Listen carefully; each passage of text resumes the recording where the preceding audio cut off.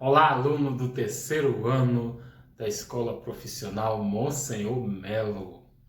E quem vos fala é o professor Márcio Araújo, tio Márcio, que saudade de todos. Muito bem, pessoal do terceiro ano, né, nosso ano de nossas grandes decisões.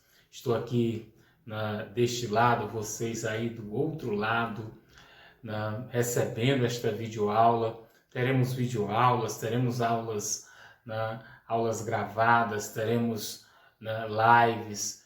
Bem, pessoal, na aula de hoje estou aqui para fazer uma revisão, né?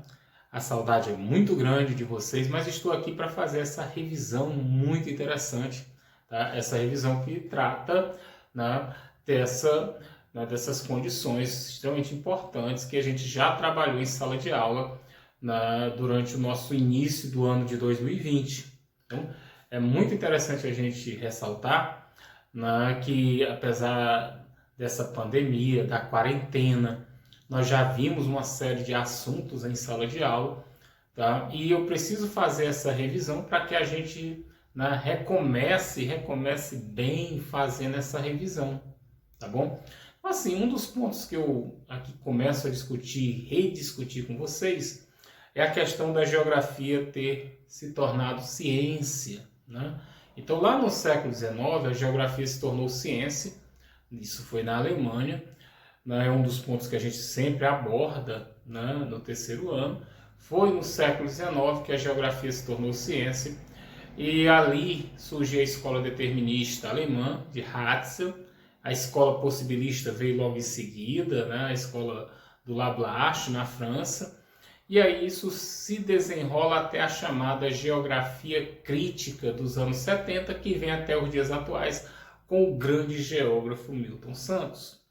Bem, pessoal, outro tema assim importante a estar relembrando sobre esse momento da geografia é também que a gente tome uma noção clara dessa situação que envolve as questões das categorias da geografia tão cobradas em prova ultimamente, principalmente na análise que se faz para o Enem. E nós do terceiro ano temos que ficar atentos com relação à questão do Enem. Tá, pessoal? Então, as categorias da geografia: espaço geográfico, paisagem, território, região, lugar, né? Nós do terceiro ano já vimos isso em sala de aula. Territorialização, desterritorialização, reterritorialização. Um dos grandes temas, né, da prova do Enem de 2018, dominar uma específica categoria que foi a questão do território, especialmente a desterritorialização que vem ocorrendo na Síria nos últimos 9 anos. Bem, pessoal, em relação ao espaço geográfico, que é a principal categoria da geografia, a gente relembra o espaço geográfico que nós vemos hoje é o espaço meio técnico-científico, informacional. Bem, aluno do terceiro ano, um ponto que... Pessoal do terceiro ano, outro ponto importante estarmos relembrando é a questão da cartografia, né? Cartografia é um ponto importante. Fizemos um trabalho com cartografia em relação aos elementos da representação cartográfica, né? Então, o mapa, o bloco diagrama, né? A planta, né? A anamorfose, principalmente a anamorfose, viu? Aqui do lado, pessoal, vai aparecer uma imagem da anamorfose que tem sido cobrada em prova. Então, para a gente entender como são essas representações cartográficas. Bem, pessoal, além disso, nós estudamos, né, em sala de aula as projeções da cartografia, também muito cobrada em prova, provas comuns, mais simples, como a prova da uva, provas mais técnicas e analíticas, como é o caso da prova do Enem, as projeções dentro da cartografia. Então, projeções, como a projeção cilíndrica, a projeção cônica e a projeção azimutal, né, que são as chamadas projeções cartográficas. Aqui do meu lado vai aparecer, viu, as chamadas 3 projeções, viu?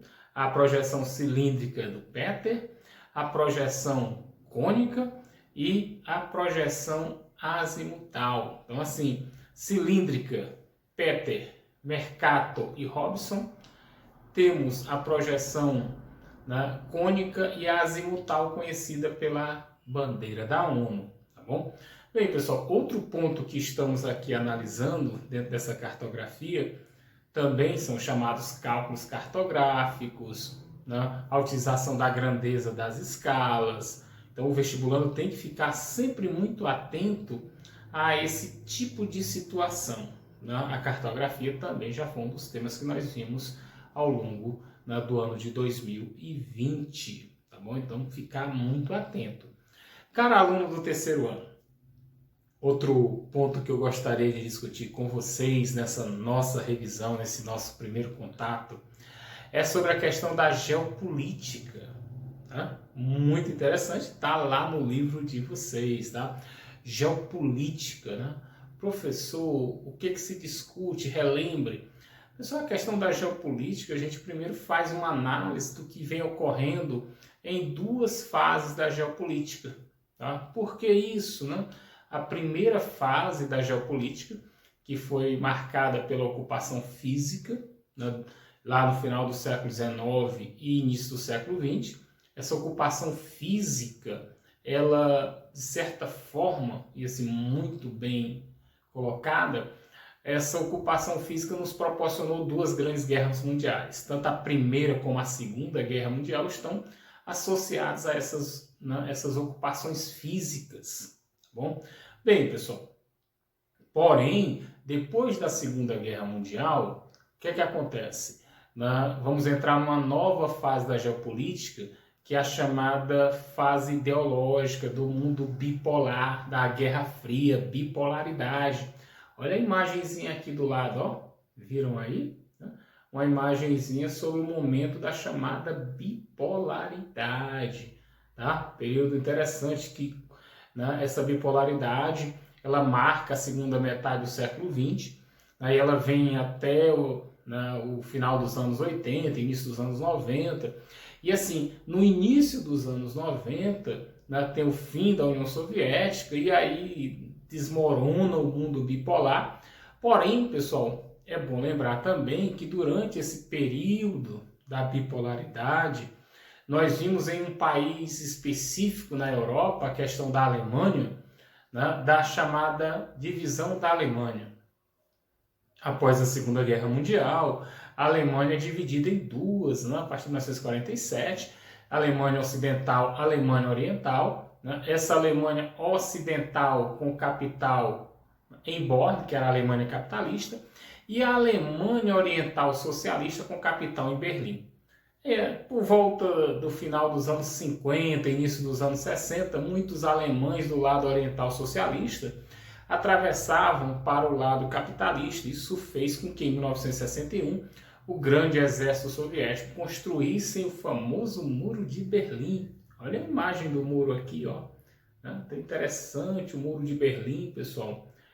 Interessante mesmo. O Muro de Berlim foi construído em 1961 e ficou até 1989, quando houve a derrubada do muro.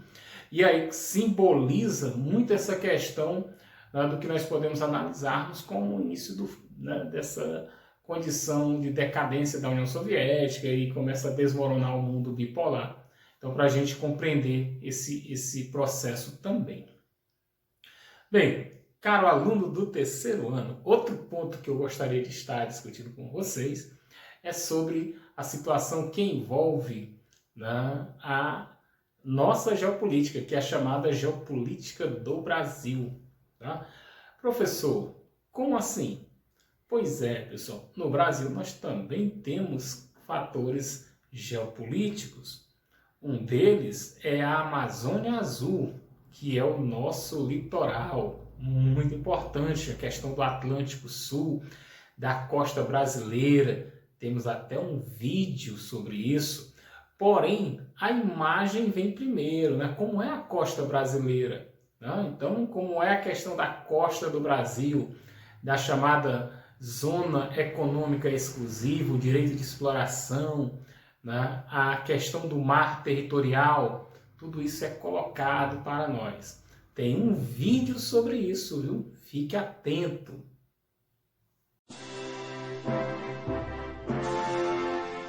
Amazônia Azul, nossa última fronteira. Atualmente, o território marítimo brasileiro tem cerca de 3,6 milhões de quilômetros quadrados.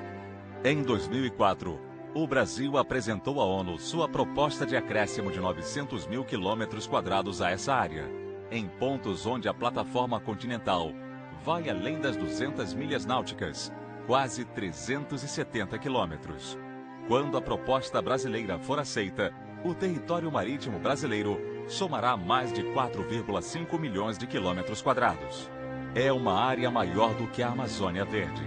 Uma Amazônia em pleno mar. A Amazônia Azul. Em outras palavras, estamos traçando no mar a nossa última fronteira. O significado econômico e estratégico do mar territorial brasileiro ainda é novidade para muitos. O transporte marítimo, por exemplo. Mais de 95% do comércio exterior brasileiro é realizado por via marítima. Em valores, as importações e exportações brasileiras transportadas no mar somam mais de 180 bilhões de dólares por ano. O petróleo e o gás natural são outras grandes riquezas da nossa Amazônia Azul. No mar, o Brasil prospecta mais de 85% do seu petróleo. Em números, são 1,84 milhões de barris por dia, que no ano somam mais de 40 bilhões de dólares. Quanto ao gás natural, os grandes depósitos descobertos na Bacia de Santos e no litoral do Espírito Santo viabilizam a consolidação do produto no mercado brasileiro como o combustível do século XXI.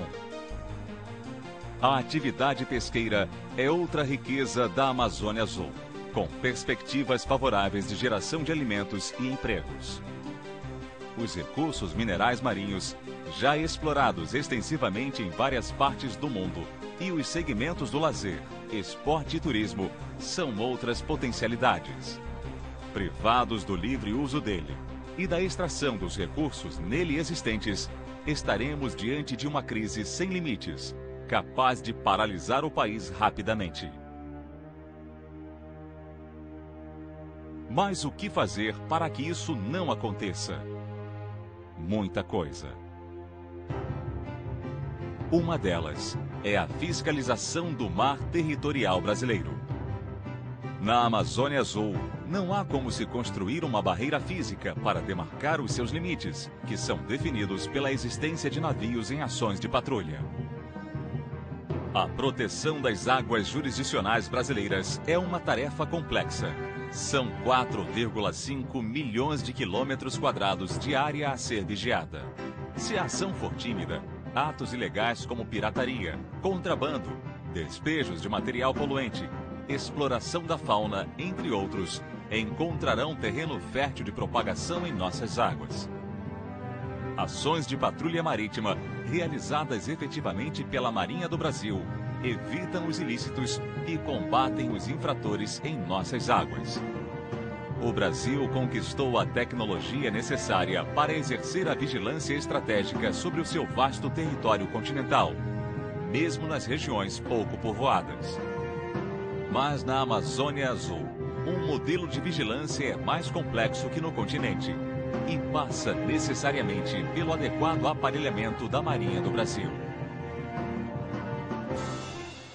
A história nos ensina que toda riqueza desperta cobiça, cabendo ao seu detentor o dever de proteção.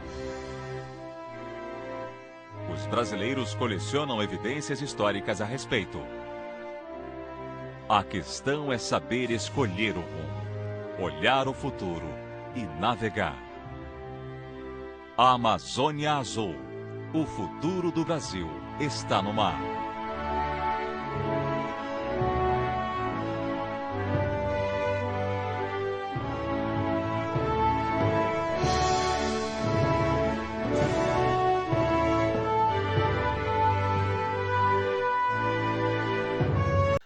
Muito bem, caro aluno. Terceiro ano. Pessoal, outro ponto da revisão interessante para estar relembrando com vocês é a parte geofísica, os elementos endogenéticos, tá? Terceiro ano, fique atento, tá? Questões endogenéticas, fatores internos. Vamos começar pela terraformação. Professor, terraformação, o nosso planeta, pessoal, tem cerca de 4,6 bilhões de anos.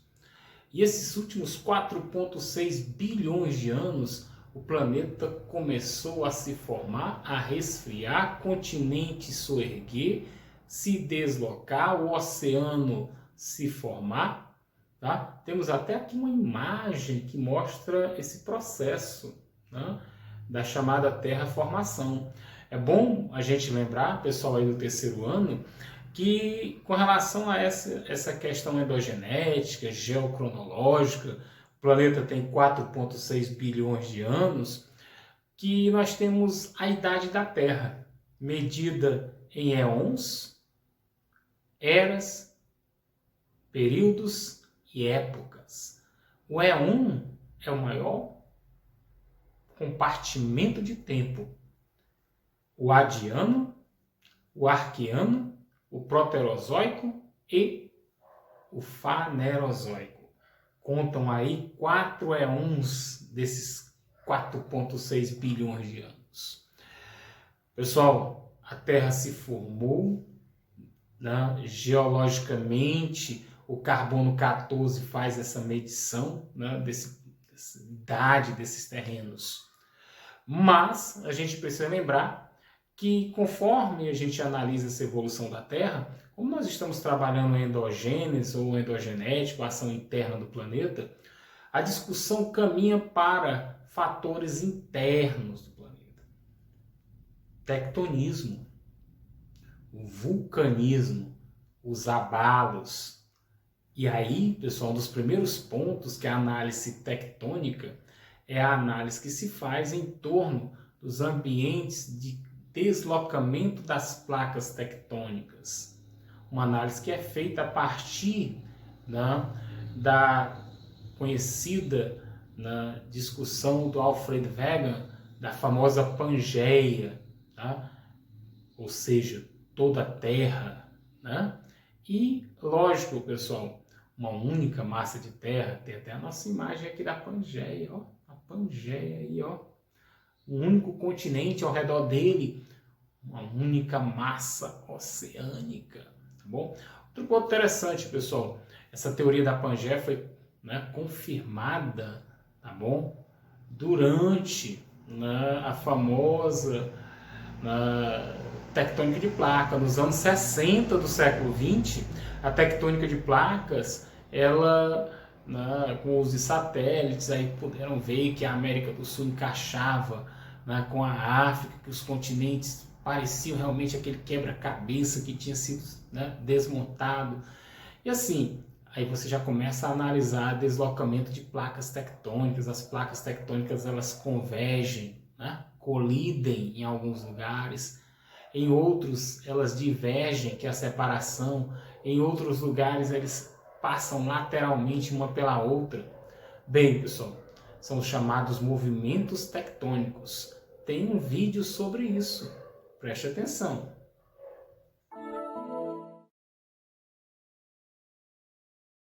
A teoria da tectônica de placas foi elaborada em meados do século XX a partir de informações obtidas por meio do mapeamento do assoalho marinho. Segundo a teoria, a litosfera é constituída de uma série de placas que se movem sobre uma camada superior do manto terrestre, a astenosfera. Nas dorsais meso-oceânicas, que separam as placas tectônicas, existem rifts, estruturas tectônicas por meio das quais o material vulcânico atinge a litosfera e se agrega à crosta. Esses movimentos se devem às correntes de convecção na astenosfera, que levam para cima o magma proveniente do manto. A atividade vulcânica pode originar ilhas nos oceanos, como ocorreu com o Havaí, por exemplo, ou vulcões nos continentes, como no caso do Yellowstone, nos Estados Unidos. As placas podem se chocar, separar-se ou deslizar umas nas outras. Quando duas placas oceânicas se chocam, uma delas pode ser forçada a mergulhar sob a outra, causando o fenômeno da subducção, que acarreta a formação de um arco de ilhas. O Japão é um exemplo de arco insular resultante da subducção de placas tectônicas. O choque de uma placa oceânica com uma placa continental pode originar cordilheiras na borda do continente e provocar a subducção da placa oceânica. A Cordilheira dos Andes, por exemplo, é uma longa cadeia de montanhas formada pelo choque entre uma placa continental, a sul-americana, e uma placa oceânica, a de Nazca. A teoria da tectônica de placas teve como um de seus alicerces a teoria da deriva continental, formulada em 1912 pelo geólogo alemão Alfred Wegener. De acordo com a teoria da deriva continental, a Pangeia começou a se fragmentar por volta de 240 milhões de anos atrás. Essa única massa continental dividiu-se em partes que foram se separando ao longo de milhões de anos. Assim, surgiram os continentes tais quais os conhecemos hoje. Os deslocamentos das placas, ocasionados pela energia do interior da Terra, continuam acontecendo nos dias atuais. Cara aluno, outro ponto interessante dessa análise que fazemos, né, sobre, né, algumas imagens. Então, a gente, né, preste atenção aí nessa imagem, né, do deslocamento das placas tectônicas, né, que se deslocam em movimentos convergente, divergente, tangencial. Né? Tem aí as imagens tratando, né, desses pontos. Tá bom? Muito bem, pessoal do terceiro ano, né? Quero deixar aqui para vocês um abraço, nossa revisão. Né? Estamos aí produzindo material. Estou com saudade de vocês, muita saudade. Nosso processo de ensino-aprendizagem está seguindo essa linha, tá bom? Então, fica para vocês esse grande abraço, né? Até a próxima. Estamos refazendo aí nosso processo de ensino-aprendizagem, né? Tá aí.